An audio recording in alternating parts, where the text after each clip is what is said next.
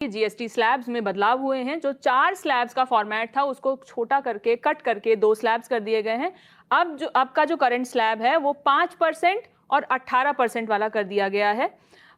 इस पूरे slab cut में जो स्लैब्स में चेंजेस हुए हैं जीएसटी के, उसमें क्या क्या सस्ता होगा, क्या क्या महंगा होगा, उसके बारे में हमें दीपक बताएंगे। दीपक बताइए, क्या क्या सस्ता होने वाला है, क्या महंगा होने वाला है इस चेंजेस के बाद। जी शिवानी, 3 सितंबर को और 4 सितंबर को यानी कल और आज में जीएसटी काउंसिल की 56वीं मीटिंग थी, जो कि सुषमा स्वराज भवन में नई दिल्ली में हुई थी।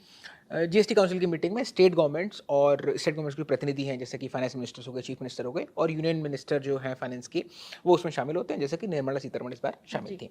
तो 391 आइटम्स की पूरी लिस्ट आई है, जिस पर उन्होंने बताया है कि साहब हमने किन पर आइटम पर हमने जीएसटी घटाया है, कुछ पर बढ़ा भी है।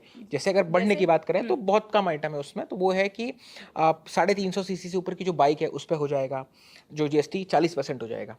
इसके अलावा प्राइवेट जो एयरक्राफ्ट्स हैं उन पर 40% जीएसटी लगाने की बात हुई है। रिवॉल्वर्स पर जो भी हथियार वगैरह हैं उन पर 40% का जीएसटी लगेगा, जो कि पहले कुछ कम हुआ करता था।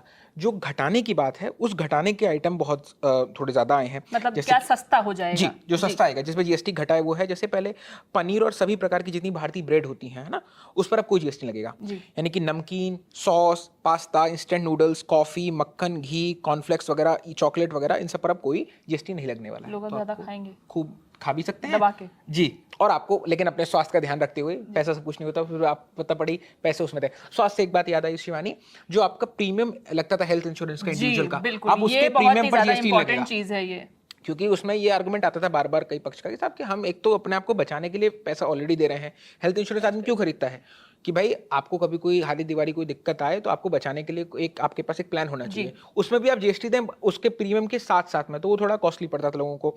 इसके अलावा जो तो इस पर जीएसटी में छूट दी गई है, करेक्ट जीएसटी में नील कर दिया गया। इसके अलावा एयर कंडीशनर, टीवी, डिशवॉशर, छोटी जो कारें हैं और 350 सीसी से कम की जो मोटरसाइकिल हैं, उन पर जीएसटी 28 से घटा करके 18 कर दिया है। तो ये आप मान के चलिए कि अब सिर्फ 5 और 18 के बीच में ही गणित घूमेगा, है ना।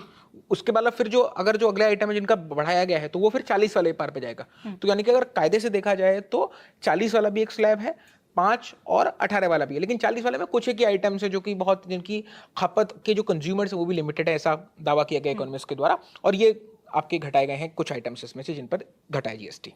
और जो रोजमर्रा का सामान है, जैसे तेल, साबुन हो गया, आपका टूथब्रश हो गया, साइकिल हो गई, और जो टेबलवेयर और घरेलू सामान है उस पे भी 5% जीएसटी लगेगा।